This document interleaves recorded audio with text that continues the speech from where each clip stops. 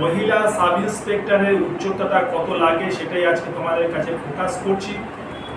প্রথমেই বলি, মহিলা সাব ইন্সপেক্টরের উচ্চতার ক্ষেত্রে কোনো রকম ছাড় নেই শিডিউল কাস্ট বা ওবিসিদের জন্য। অর্থাৎ ওবিসি বা শিডিউল কাস্টরা যারা ভাবছো যে উচ্চতায় বুঝি শিডিউল কাস্ট বা ওবিসিদের ছাড় আছে, এরকম কোনো কিন্তু ছাড় নেই।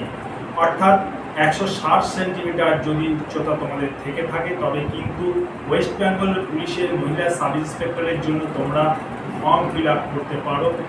আর আরেকটা কথা তোমাদের সঙ্গে সঙ্গে জানিয়ে দিই যে তোমাদের কিন্তু ওয়েটটা লাগবে 48 কেজি। আর যারা এসটি থেকে বিলং করছো বা গোর্খা রাজবংশী তাদের কিন্তু হাইটটা অনেকটাই কম, তাদের ক্ষেত্রে কিন্তু 155 সেন্টিমিটার হাইট এবং তাদের কিন্তু ওয়েটটা 45 কেজি লাগবে।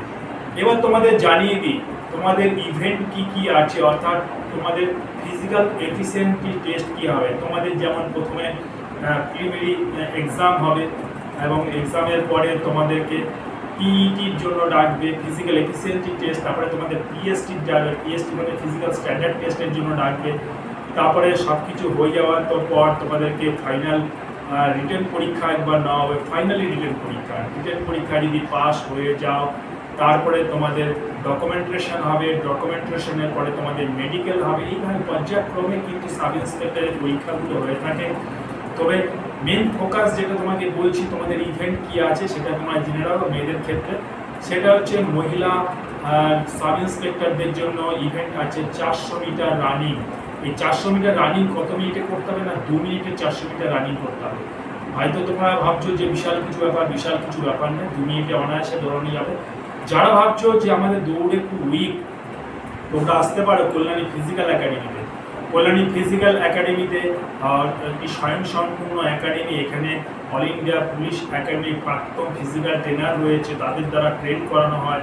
আর যারা ভাবছো যে না আমরা সাব ইন্সপেক্টর পরীক্ষার জন্য প্রিপারেশন নিতে চাই, তোমরা আসতে পারো কল্যাণী ফিজিক্যাল একাডেমিতে। কল্যাণী ফিজিক্যাল একাডেমি শুধু ফিজিক্যালের উপরে ফোকাস করে না, তারা রিটেনেরও প্রিপারেশন করে। সঙ্গে সঙ্গে তোমরা জানো 2025 সালে অলরেডি গভর্নমেন্ট বলে দিয়েছে মেডিকেলে কী মেডিকেলের উপরে ফোকাস করছে তারা। নকনি, ফ্ল্যাট ফুট, তারপরে চেস্ট এক্সরে, এগুলো তো তোমাদের অনুমান হবে, মেডিকেলটাও হবে। তো আমরা সুতরাং নেওয়ার সময় কিন্তু প্রি মেডিকেলটা দেখে নিই।